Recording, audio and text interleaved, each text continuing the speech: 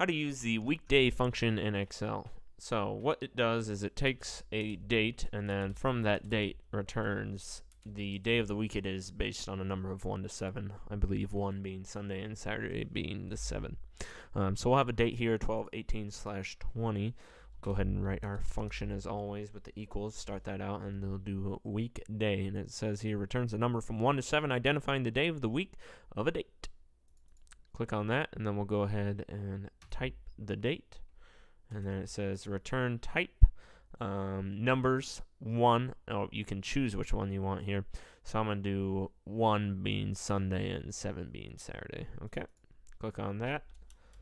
I'll click on enter. And that still doesn't make any sense. Let's go back and just make it a general. Okay. So once you format the cells correctly, like I have here, this says that this day is a Friday of the week, and if we go look at the calendar, I'm sure that's what it would show up as. So that's how you use weekday function in Excel.